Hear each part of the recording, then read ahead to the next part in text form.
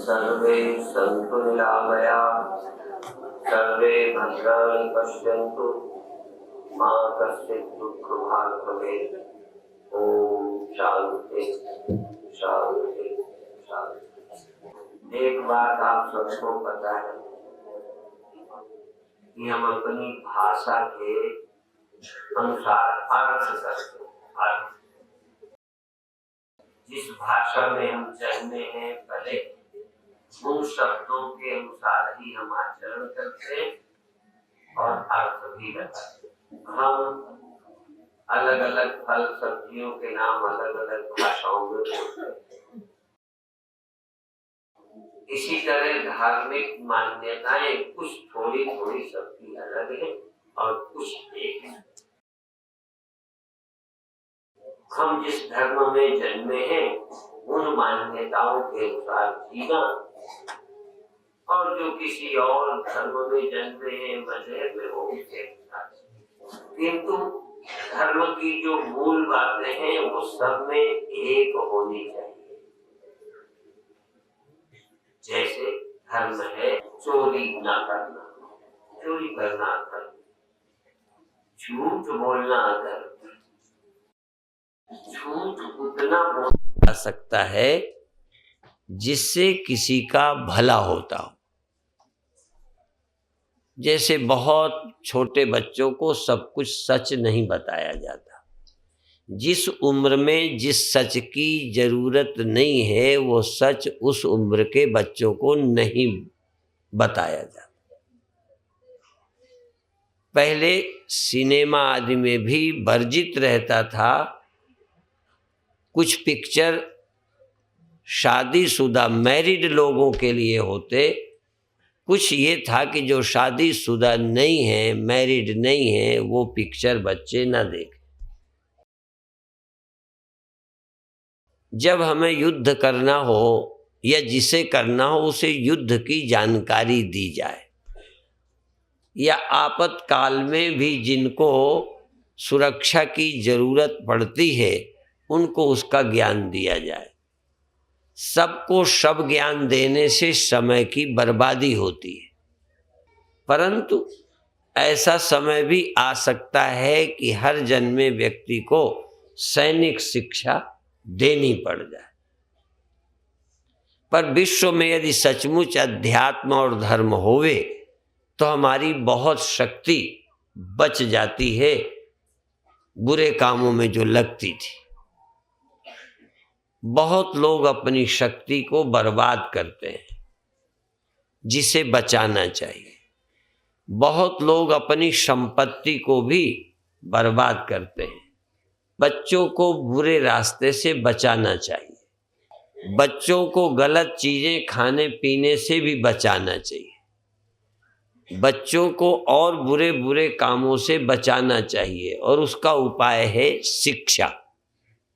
केवल भाषा ज्ञान नहीं, भाषा ज्ञान शिक्षा का माध्यम है। भाषा ज्ञान अपने आप में कोई विद्या नहीं है। हम कोई अच्छी बात बताएंगे तो किसी भाषा से बताएंगे। चोरी नहीं करो, गंदे काम नहीं करो, नशा नहीं ग्रहण करो, प्रेम करो, एक दूसरे का भला करो, तो बोलेंगे ना भाषा में।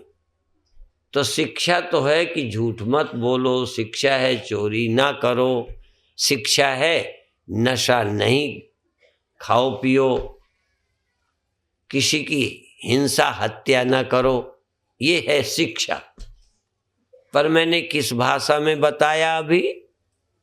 बोलो। अंग्रेजी में, हिंदी में। बात समझ गए? तो ये बात अंग्रेजी भी जो जानते हैं या जो अंग्रेजी सुन सकते हैं, यही बात अंग्रेजी में भी बताई। यदि ये बात अंग्रेजी में बताया जाए तो क्रिश्चियन धर्म हो जाएगा क्या? यदि ये बात पंजाबी में बताया जाए तो सिख धर्म हो जाएगा क्या? ये बात यदि हिंदी में बताई गई तो हिंदू धर्म हो गया क्या? माने चोरी करना मानव समाज में अच्छा है या बुरा है? मुसलमानों में अच्छा है? नहीं। बात समझ में आ गई? धर्म सबका एक है, पूजा पद्धति, देवी देवताओं की मान्यताएं थोड़ी भिन्न हैं। असल में सबसे बड़ा भ्रम पैदा हुआ जब से हम उपासना पद्धतियों को धर्म कहने लगे। फिर एक भ्रम पैदा हुआ कि हिंदू धर्म अलग है, सिख धर्म अलग है, इस्लाम धर्म अलग है, ईसाई धर्म अलग है। एक भ्रम पैदा हुआ। फिर अपने अपने मजहब और पूजा पद्धतियों को लेकर लड़ाई शुरू हो गई। यदि किसी के धर्म में चोरी करना धर्म हो, फिर तो उनका धर्म हमसे अलग है। यदि किसी के यहाँ निर्दोषों की हत्या धर्म हो, करते हो वो मैं नहीं कहता, करने को तो हिंदू में भी करते हैं निर्दोषों की हत्या, पर उनको प्रोत्साहन नहीं मिलता, अच्छा नहीं कहा जाता। इसी तरह से चरित्रहीनता के केस, बलात्कार, अभी लगातार 4-6 अखबारों में कई दिनों से आता है। 4.5 वर्ष के लड़के से 8 और 9 में पढ़ने वाले लड़कों ने दुष्कर्म किया। 4.5 वर्ष का लड़का, 8 और 9 में पढ़ने वाले लड़के। और फिर चूंकि उसको कुछ नुकसान हुआ होगा, शिकायत होती तो बचने के लिए ईंटों से मार मार कर बच्चे की हत्या कर दी। अखबार से मैंने ये नहीं जानकारी ली कि वो हिंदू थे कि मुसलमान थे कि पंजाबी थे कि ईसाई थे। इसकी जरूरत नहीं है। कोई भी अखबार पढ़कर इस घटना को अच्छा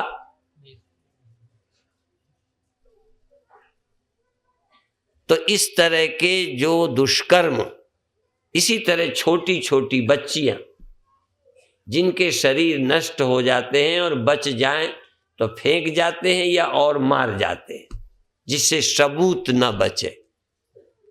इस तरह के दुष्कर्म मानव समाज के लिए कलंक है। और ये नहीं कह सकते कि इस तरह के दुष्कर्म किसी भी मजहब में नहीं होते, कम ज्यादा होते हैं। पर ये भी नहीं कह सकते कि सचमुच जो धर्मात्मा है वो करते। सचमुच धर्मात्मा ऐसा काम नहीं कर सकते, चाहे हिंदू हो चाहे मुसलमान हो। गड़बड़ एक और होती है कि जिनके परिवार या समाज का व्यक्ति गड़बड़ करता है, उसकी ऊपर से तो निंदा करते हैं पर भीतर से बचाने की कोशिश करते हैं। यही बात राजनीति में है। असल में अनुशासनहीन, समय पर धोखा देने वाला, पार्टी को नुकसान पहुंचाने वाला कोई भी व्यक्ति अपनी पार्टी में नहीं रखना चाहता, लेकिन उनकी अपनी कुछ मजबूरियां हैं कि यदि रक्षा न करें तो हमारी पार्टी कमजोर हो जाएगी। अभी अभी बहुत अच्छी बात शर्मा जी से सुन रहे थे, उप मुख्यमंत्री जम्मू कश्मीर। हमें तो ये मालूम भी नहीं था कि यहाँ कोई उप मुख्यमंत्री है। अपना ही देश है पर हम परिचित नहीं थे, ज्यादा अध्ययन नहीं करते। बहुत खुशी हुई, उन्होंने एक अस्पताल के विषय में यहाँ सहयोग की भावना व्यक्त की। क्षेत्र के अधिकारियों को भी इशारा किया कि आते रहें, सहयोग देते रहें। यद्यपि बहुत कुछ तो सरकारों के द्वारा होता ही है, पर अभी तक अधिक काम हमारे सुभाष शास्त्री जी ने आपके प्रेम और सहयोग और अपनी कथा और प्रचार के माध्यम से किए हैं।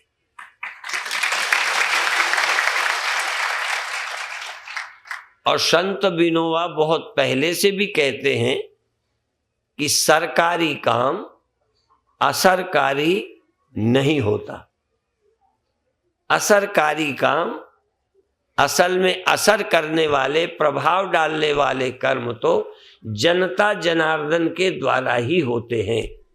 और ये शब्द एक प्रचलित है, जनता जनार्दन है, अर्थात जनता भगवान का रूप है।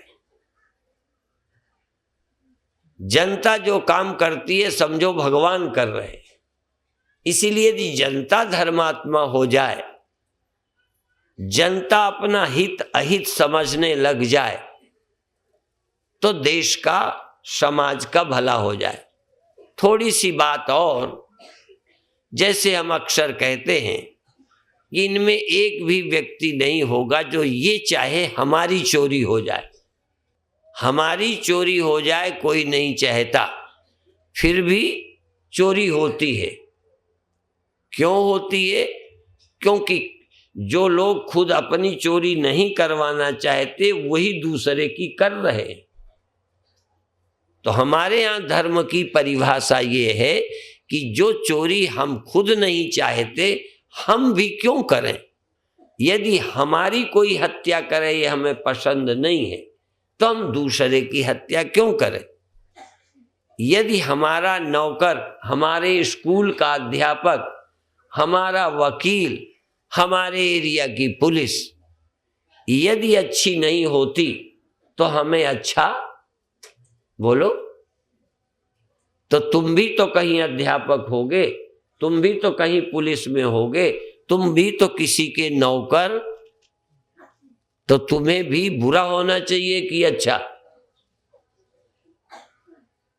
इनमें कुछ लोग होंगे जो कहीं न कहीं सरकारी नौकरी में या प्राइवेट नौकरी में होंगे, पर उनके साथ सारे नहीं, कुछ लोग होंगे भी कि ईमानदारी से अपनी ड्यूटी नहीं करते होंगे। बहुत लोग करते होंगे पर कुछ नहीं करते होंगे। तो भगवान श्री कृष्ण धर्म किसे कहते हैं? जो जिस समाज में जहां जन्मा है, जो उसकी ड्यूटी है, जो उसका आश्रम धर्म है। तुम अभी विद्यार्थी हो, अनमैरिड हो, तो अपना तप करो, कीर्तन करो, वो स्वाध्याय करो, फिर बाद में विवाह करो। जिस आश्रम में, आश्रम जानते हो, आश्रम माने ये नहीं जो ये बना हुआ है। यहां आश्रम शब्द है मनुष्य के जीवन को 4 भागों में बांट दिया। एक आदमी की जिंदगी को जैसे पास होने वालों को 3 डिवीजनों में बांट देते हैं, first division, second division, third division, और भी छोटे छोटे उसमें भी बहुत भाग हैं, पर मुख्य 3 है। ऐसे ही मनुष्य की आयु के 4 भाग किए। बचपन में जवान होने तक विद्यार्थी रहें, विद्या ग्रहण करें, योग्यता प्राप्त करें, स्वास्थ्य अर्जित करें। स्वास्थ्य, आसन, प्राणायाम, व्यायाम, स्वाध्याय करके गुण अर्जित करें, और उन गुणों का फिर उपयोग गृहस्थ हों, राष्ट्र के लिए कुछ करें, पैसा कमाएं, उन्नति करें, ब्याह करें। हम अपने वंश को, राष्ट्र की जनसंख्या को चलाने में मदद करें, और जवानी में सांसारिक सुख लें। मना नहीं है, लेकिन सांसारिक सुख लेने के लिए एक पद्धति है, कानून है। उस कानून का नाम है विवाह। जिन समाजों में ना हो वो अलग बात है, पर कम से कम भारतीय समाज में अनमैरिड रहकर काम सुख लेना अपराध है, पाप है।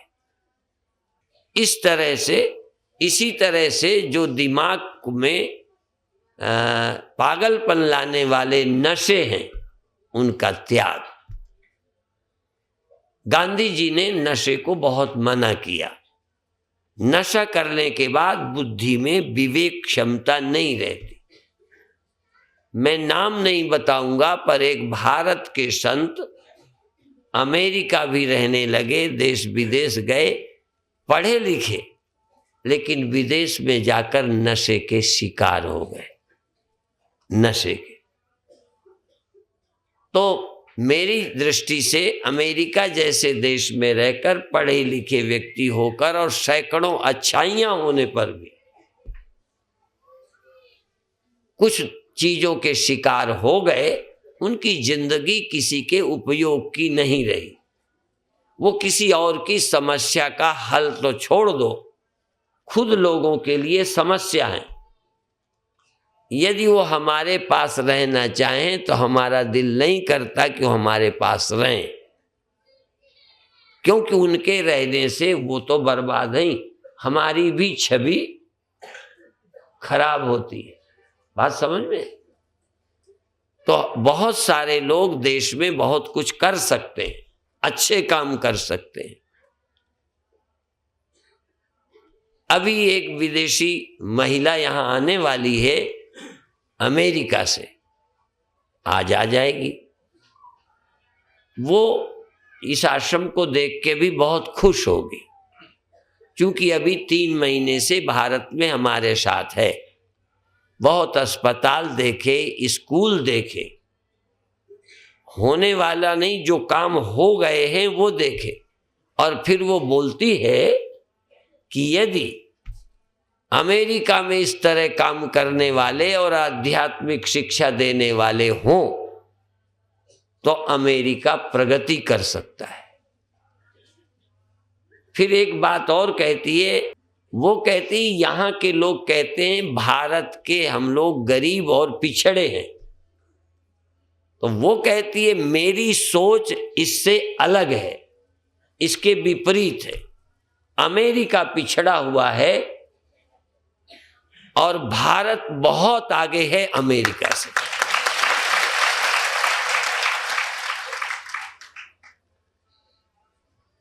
तो वो महिला एक दिन बहराइच जिला उत्तर प्रदेश में एक छोटा सा गांव खमरिया शुक्ल है, बहुत गरीब, बच्चों के कपड़े ठीक नहीं, पढ़ाई का इंतजाम नहीं।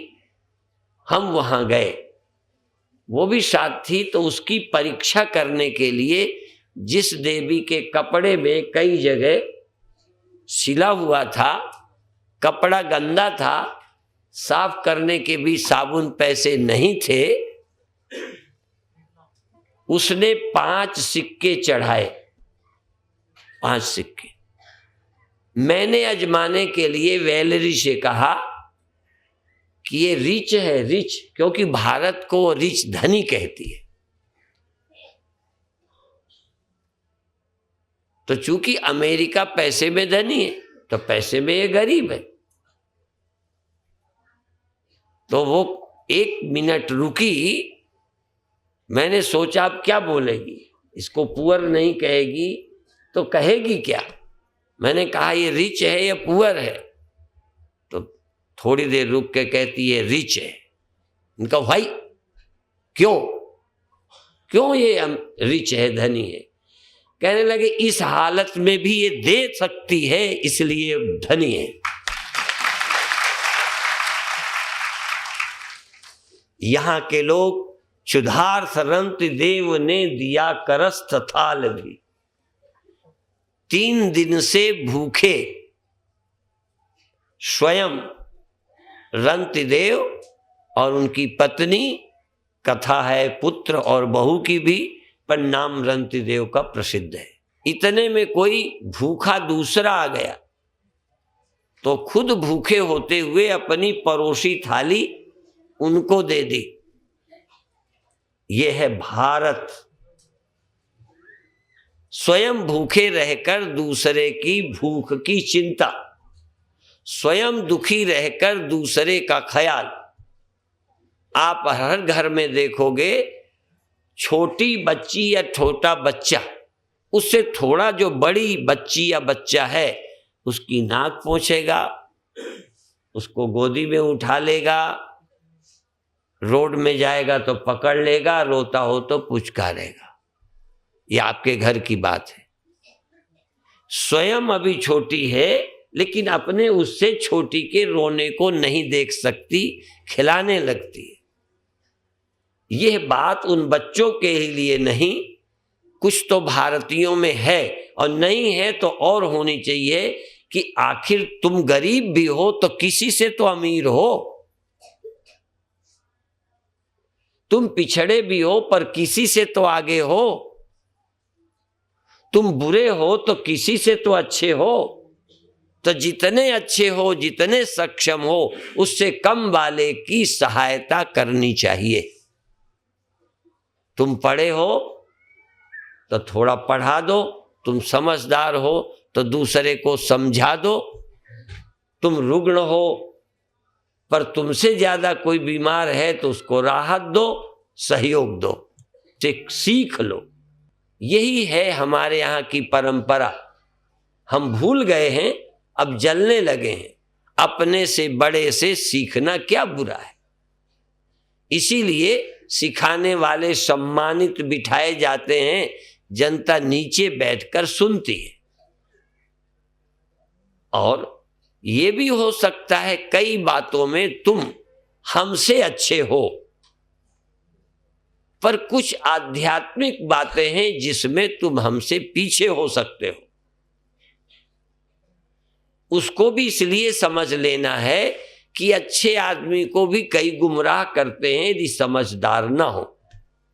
अभी अभी कुछ मेरे ही शिष्य मुझे मिले कि लोग पूछते हैं कि तुम्हें गुरुजी ने कौन मंत्र दिया है। अब एक समस्या है, एक ने मेरे शिष्य ने ही झांसी में एक प्रश्न लिख के दिया, तो लोग हमसे पूछते हैं कि तुमको क्या मिला है, क्या दिया है, क्या समझाया है। अब कम अकल के लोग किसी तरह से भी फंस जाएंगे। यदि मंत्र बता दें तो एक समाज वो है जो कहेगा भाई राम राम दिया है, कृष्ण मंत्र दिया है, ओम नमः शिवाय दिया है। तो वो फिर प्रश्न पूछेंगे, क्योंकि इतनी क्षमता तो गुरुओं में ही होती है, शिष्यों में तो होती नहीं। कई अपने चेलों को ट्रेंड कर देते हैं कि उत्तर दे ले, और कई लोग सबके चेलों से पूछते भी नहीं। तो यदि वो कहते राम मंत्र दिया है, राम राम का है, तो कहते हैं फिर राम जब संध्या करते थे तो वो क्या जपते थे? अपना नाम जपते थे। और वशिष्ठ जी ने राम को राम राम मंत्र दिया होगा। अब उत्तर तो आएगा नहीं, फंस गए। तो फिर कहोगे फिर हमें क्या करना चाहिए, हमने तो यही लिया है। यानी इस मंत्र से थोड़ी तरते हैं। शंकर भगवान क्या करते थे? वो भी तो जपते थे। तो तुम तो उनका नाम जपते हो। जैसे मान लो हम हैं, हमने भी कोई नाम जपा, ध्यान किया, समझा। अब हमारे चेले मान लो परमानंद परमानंद परमानंद जपने लग जाए,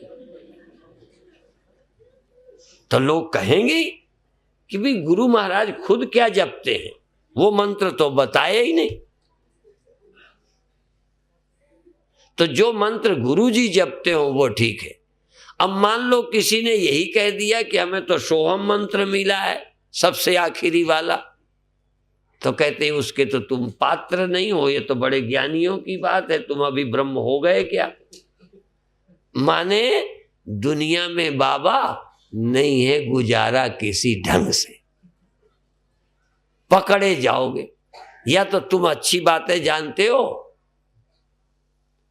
उनका तर्क का जवाब देने तो लगेगा हम ठीक है, पर तर्क का जवाब आना ही ये ज्ञानी होने की पहचान नहीं है। पर फिर भी हम उत्तर नहीं दे पाते तो सामाजिक दृष्टि से हमारे अंदर हीन भावना आती है।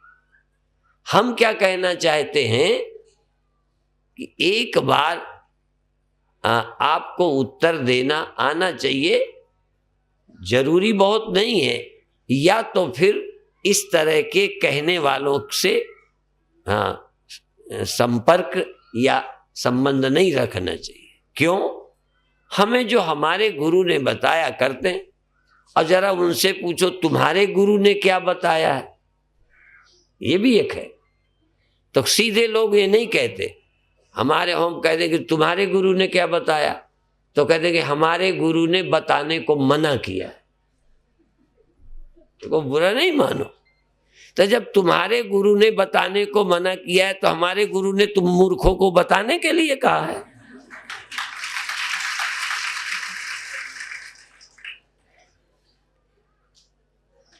इसीलिए बहुत ये भी चालाकी है कि गुरु का मंत्र बताओ ही मत, नहीं तो झंझट में फंस जाओगे। सब झंझटों से बचने का एक ही उपाय अपना गुरु मंत्र बताओ ही नहीं, बस अच्छा इलाज हो गया। बहुत लोग अपने मंत्र नहीं बताते, यद्यपि हम चेलों को मना नहीं करते, क्योंकि हमारे गुरु ने तो ये कहा कि एक यावनाचार्य थे, जब उनको गुरु ने मंत्र दिया उससे उनकी समाधि लग गई, आनंद में डूब गए, शांति मिल गई, तो उन्होंने मंदिर की छत पर खड़े होकर जनता को मंत्र बताना शुरू कर दिया ऐसे। तो गुरु जी ने बुलाकर डांटा, जब शिकायत मिली कि ये तो सबको सुनाते हैं, तो हाथ जोड़कर शिष्य बोला कि गुरुदेव, जिस मंत्र से मेरे को इतना लाभ हुआ है उस मंत्र को मैं चाहता हूं सबको सुनाऊं, छिपाना क्या।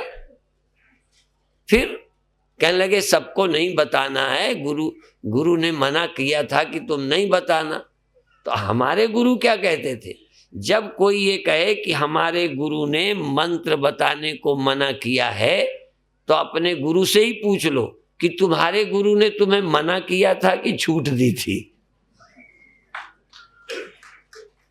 तो जब तुम्हारे गुरु ने तुम्हें मना किया था फिर भी तुम दिए जा रहे हो तो हमें क्यों मना करते। तो जब तक सामर्थ्य तर्क की नहीं आती दूसरे को लोग लज्जित करते हैं। यद्यपि ये बहुत महान लोग नहीं हैं, महान लोग ये हैं कि तुम्हारा कोई मंत्र हो उसी मंत्र से तुम्हारा कल्याण हो जाएगा। जो भी तुम्हारा गुरु है उससे ही तुम्हारा काम बन जाएगा। क्यों? पहली बात तो काम बन गया कि नहीं बन गया उसका सबूत किसी के पास क्या है। एक ब्रह्मज्ञानी को छोड़कर किसी पंथ के हो उनके पास कोई जवाब नहीं है। मैंने तो फिर उनको ये कहा कि उन्होंने तो हमारे चेलों से बात की है, हम उन चेलों के गुरु से बात करना चाहते हैं, वो बताए कौन सा मंत्र ठीक है। एक समय होता है जब साधक को विश्वास से चलना होता है, पहले विश्वास और फिर अनुभव। शुरू में ज्ञान किसी को नहीं होता, और तो छोड़ो तुलसीदास जब छोटे थे तब गुरु से कथा सुना करते थे। उन्होंने खुद लिखा कि तब मुझको ज्ञान नहीं हुआ कथा से, क्योंकि तब मैं बच्चा था, अचेत था। जब सयाना हुआ तो सोचने लगा कि गुरुजी ने ये कहा था, ये कहा था, ये कहा था। ऐसे ही हम जब हमने उपनिषद पढ़े, गीता पढ़ी, गुरु की बातें सुनी तो मान तो लिया, विश्वास तो पक्का किया, लेकिन आज हम जानते हैं कि तब हम जानते नहीं थे, मानते थे। अब उन बातों को हम सचमुच समझते हैं।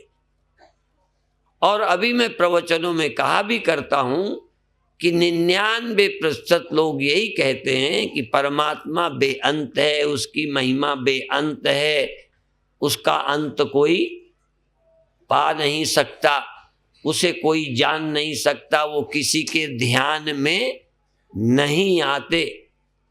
निगम नेति जय ध्यान न पावा। वेद जिसको नहीं जान पाए, साधु महात्मा भी जिनके ध्यान में वो नहीं आता, ध्यान में नहीं आता। और देखो ध्यान कराते, उसको जान कोई नहीं सकता, फिर भी उसकी महिमा गाते। तो लोग ये बातों का अर्थ तब हमें ही नहीं आता था, लेकिन जानने में नहीं आता, देखने में नहीं आता, इंद्रियों का विषय नहीं है, फिर वो है क्या, प्रश्न उठता है। सबसे जटिल बात है कि जब देखने में नहीं आता, सुनने में नहीं आता, मंत्र भी सुना दूं, न तत्र चक्षुर गच्छति, न तत्र चक्षु गच्छति, वहां आंखें नहीं जाती। अच्छा ये देखो, हमारे हाथ में क्या है? रुमाल है, देखो आंखें आ गई कि नहीं? देखो यहां आ गई। अच्छा, मंच में सुभाष शास्त्री जी हैं कि नहीं हैं?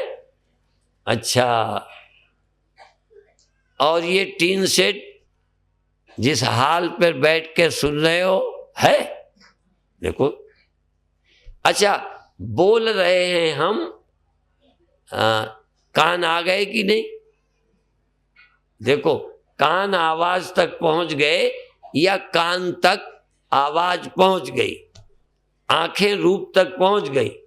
ठंडी गर्मी भी तुम तक आ जाती है, तुम्हें ठंडी गर्मी का पता चल जाता है कि नहीं? चल जाता है। अब भगवान का, अब लो, हम तो कई गुरुओं से भी पूछ लें ना कि तुम बताओ तुम्हें भगवान कब मिला, और यदि कहते मिला तो हम कहेंगे आदमी था कि औरत था, शरीर वाला था या शरीर रहित था। भगवान कैसा होता है? और भगवान बच्चा जवान बूढ़ा होता है, मर जाता है कि कभी नहीं मरता, जन्मता? कैसा होता है भगवान? पैदा होके मर जाता है। अच्छा, तो क्या है भगवान? तो कई तो कहेंगे गप है भगवान, कई ये भी कहेंगे गप है। लेकिन भगवान देखने जानने में न आने पर भी उसके होने में संदेह नहीं है, पर संदेह नहीं है ज्ञानियों को। अब कहोगे ज्ञानी कौन होते हैं? एक तरफ भगवान को जाना नहीं जा सकता, जब जाना नहीं जा सकता तो सीधा ये कहो कोई ज्ञानी हो ही नहीं सकता। बात को समझ ले जरा, थोड़ी नए ढंग से कथा कर रहा हूं। यदि कोई जान नहीं सकता तो कोई ज्ञानी भी, तो फिर कहा जाता है ज्ञानियों को मिलता है, ज्ञान से मिलता है। और फिर ज्ञान से भी मिलता है तो त्वचा से मिलता है कि आंख से मिलता है कि नाक से सूंघा जाता है। कैसी गंध है भगवान की, इत्र जैसी। हाँ, भगवान गोरे गोरे कि काले काले, मोटे की पतले, भगवान कैसे होते? और जो भी मोटा पतला लंबा चौड़ा होता होगा वो एक जैसा रह ही नहीं सकता। हमारे यहाँ परमात्मा को कहते हैं ज्योतिहु काल एक रस रही, तीनों काल में एक रस रहता है। जैसा था वैसे ही अभी, वैसे ही आगे। जैसा कि मैं बार बार गुरबाणी के इस शब्द का हिस्सा बोला करता हूं, आद सच जुगाद सच है भी नानक। अच्छा ये बताओ, अब से 100 साल पहले यहां कोई थे कि नहीं थे? कोई तुमको नहीं कहता, कोई तो रहते होंगे, वो आज नहीं है। तुम अभी हो ना, यद्यपि हम भी ना आएंगे, नहीं 100 साल बाद हम आते, फिर पूछते कि इनमें कौन कौन हमारे प्रवचन सुनने आता था 100 साल बाद। तो होता कि इनमें तो कोई वो है ही नहीं, सब चले गए। तो फिर जो बनता है मिट जाता है, वो परमात्मा नहीं है। परमात्मा वो है जो न पैदा होता है, न मरता है, न आता है, न जाता है, जिसका कभी अभाव नहीं होता। वो परमात्मा किसका है? ज्ञानियों का। ये भी समझ लो, अभी भक्तों का नहीं, ज्ञानियों का। ज्ञानियों का भगवान है और है। देखो अभी हम रहेंगे आगे फिर समझाएंगे इस बात को। और मंच से हाथ उठा के कहते हैं कि बिना इंद्रियों के, बिना मन के जाना जा सकता है और उसका ज्ञान हो सकता है, पर ज्ञान होने का तरीका दूसरा है और उसमें कोई संदेह नहीं रहता, ऐसा ज्ञान होता है। बल्कि देखे हुए में शक है। देखे हुए में तुम देख के गए कि वो महात्मा वहां खड़े हैं, जब दोबारा गए वो मिले ही नहीं वहां। 1 साल देखा तो कहा वो तो जवान है, 50 साल बाद मिले तो सब बाल सफेद थे। तो जैसा तुमने देखा वैसे रहे ही नहीं, तो तुम्हारे देखे सबूत गलत हो गए। तुमने किसी को कहा ये भगवान है, अब देखो कैसे कहा तुम जानो, और जिसको भगवान कहा उसी को कहा आप चले गए, तो भगवान भी चला जाएगा, भगवान भी मर जाएगा। तो तुम गुरु भगवान कहो, मैं उस बात को संत भगवान कहो, राम भगवान कहो, कृष्ण भगवान कहो, तुम्हारी भाषा में भगवान वो है जो उस परम सत्य को प्राप्त होकर शरीरधारी काम करते हैं, अच्छा समझाते हैं या हमारे कल्याण के लिए आते हैं, वो सब भगवान कहलाते। पर हमारी दृष्टि से एक वो भी भगवान है जो इंद्रियों का विषय नहीं है, नहीं है इंद्रियों का विषय। तो अब इंद्रियों का विषय नहीं है और इंद्रियों का विषय है, थोड़ा सा समझें। अच्छा, आंख पहले तुम एक बार बंद करो, फिर तुमको मैं आंख बंद करने के बाद पूछूंगा कि तुम बताओ मेरे हाथ में क्या है। देख के बस बताना, जानबूझ के करो, सारा बंद कर लो। हाँ बंद करो भाई, देख के नहीं बताना, नहीं तो बेईमानी है फिर। मेरे हाथ में क्या है, आंख बंद किए बताओ। एक आदमी खोल के देख लिए, क्या है मेरे हाथ में, बंद किए बताओ। अच्छा नहीं बता पाए। मेरे हाथ में रुपया है, रुपया, 100 का नोट। अच्छा कितने नोट हैं? नहीं है, देखो 2 1.5 निकला। ठीक है, नहीं ना बता पाए। तो जो इंद्रियों से बताया जा सकता है, पर इंद्रियों के बिना नहीं बताते बनता, और इंद्रियों से देखने पर भी ये ऐसे ही नहीं रह सकता। चलो फाड़ के नहीं बताता, क्योंकि यहाँ का नुकसान होगा, नहीं तो मैं फाड़ कर दिखाता। अब ये कितने का रह गया, चूर चूर कर दो। अभी 100 का है गया। ऐसे ही अभी बड़े कीमती हो, बड़े सुंदर हो, कोई ब्याह लायक है, कोई नौकरी लायक है, अब कुछ दिन में किसी लायक न रह जाओगे। फटे नोट की तरह, जले नोट की तरह बेकार हो जाओगे।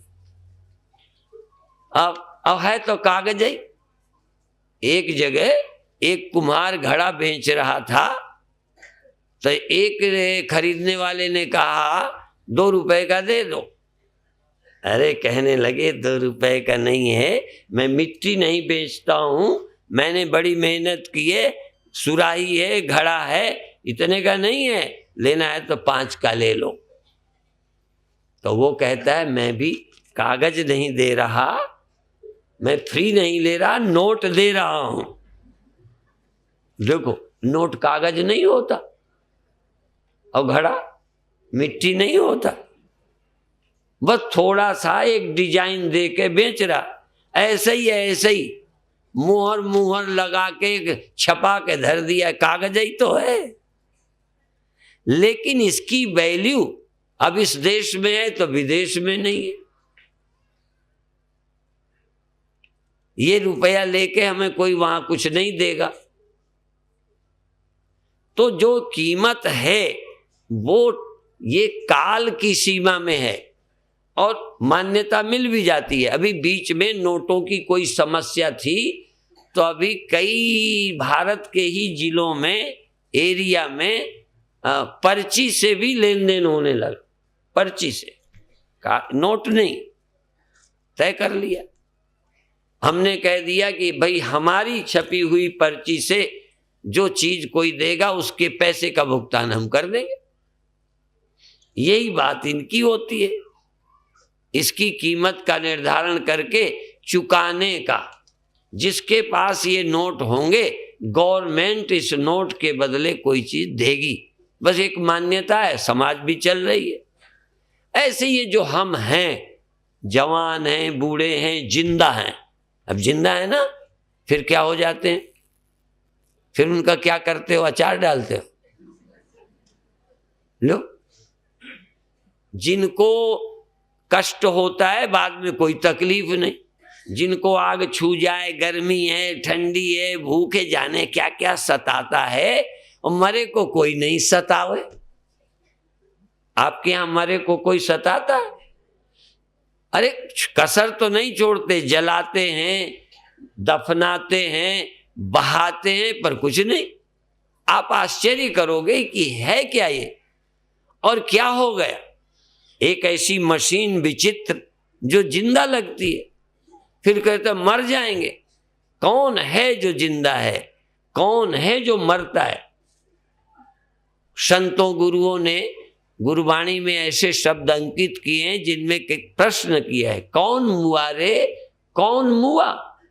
साधो करो विचारा, विचार करो कौन मरा है। अच्छा, अब एक प्रश्न करते हैं, वही इंद्रियों के बिना तुम क्या चीज है जो बिना इंद्रियों के होवे और एक सेकंड भी बिना इंद्रियों के मिल जाए? जैसे नंगा किसे बोलते हैं? जिसके शरीर में वस्त्र न हो। यद्यपि पंजाब में नंगा शब्द ऊपर से चादर वगैरह ना ले, रजाई ना ले, तो भी नंगा बोलते हैं। एक बार पंजाबन माता बहन साध्वी बन गई थी, बुंदेलखंड गई, तो एक रावटी लगवाई थी जैसे कुंभों में लगते हैं। तो सुबह जब हम उठे तो हमसे गिला शिकवा करने लगे, कहने लगे सारी रात में नंगी सुती रही। अब मैं एकदम घबरा गया कि नहीं, तो वहां नंगी का अर्थ ऊपर से कुछ नहीं लिया, पर हमारे यहां नंगे का अर्थ होता है जिसके कोई वस्त्र ना हो। ठीक है, तो इसी तरह से ये जो हम है ओढ़े हैं, ये कौन है जो इसको पहने हैं, जो इसको ओढ़े है? इसको थोड़ी देर को उतार दे। कैसे उतारे? अच्छा ये बताओ, आंख, अब फिर बताना, दो चीजें पूछूंगा, ये अभी आपको दिखता है कि नहीं दिखता है? अच्छा आंख बंद कर लो, अभी ये नहीं देखना, दूसरी चीज पूछ रहा हूं, तुम सोचोगे वही फिर पूछेंगे। आंख बंद कर लो। अब ये बताओ, आंख बंद है पर तुम जिंदा हो कि मर गए? बोलो, जिंदा हो। माने जिंदा होना आंख पर निर्भर, बात समझ गए? जिंदा होना आंख पर निर्भर। अभी सुन रहे हो, यदि बहरे हो जाओ, कान खराब हो जाए या कोई चीज लगा दे, आवाज ना आए, तो तुम जिंदा हो कि मर गए? जिंदा होने की क्या पहचान है? तुम सुनते हो, तुम देखते हो, तुम्हें याद है। देखो, और भी मैं जिंदा होने की पहचान पूछूं, तुम बता दो तो 1 रुपया इनाम दो। 1 रुपया इसलिए कहा है कि कितने बता पाओगे, नहीं तो हमारा पता नहीं कितना रुपया ले जाओ। अच्छा ये बताओ, तुम सचमुच, तुम जितनी उम्र तुम्हारी है जन्म से, इसके पहले तुम कहां थे कि नहीं थे? बोलो, कई झूठ बोलेंगे, गप मार देंगे। तुम जन्म के पहले कहां थे कि नहीं थे, और क्या थे? तुम्हारे उस जन्म में कौन कौन तुम्हारे रिश्तेदार थे? अच्छा याद है तुमको कि हम थे? बोलो, नहीं याद। तो तुम्हारे होने का इस समय क्या सबूत है?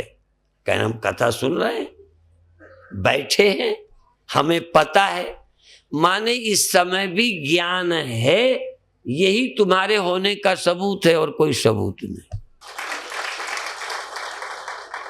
यदि तुम्हें सुनाई भी न देता, दिखाई भी न देता, ठंडी भी न लगती, भूख भी न लगती, दर्द भी न होता, प्यास भी न होती, अर्थात इस तरह कुछ पता न होता, तो तुम्हारे होने का क्या सबूत है? तो तुम्हें अपना पता है कि औरों का पता है?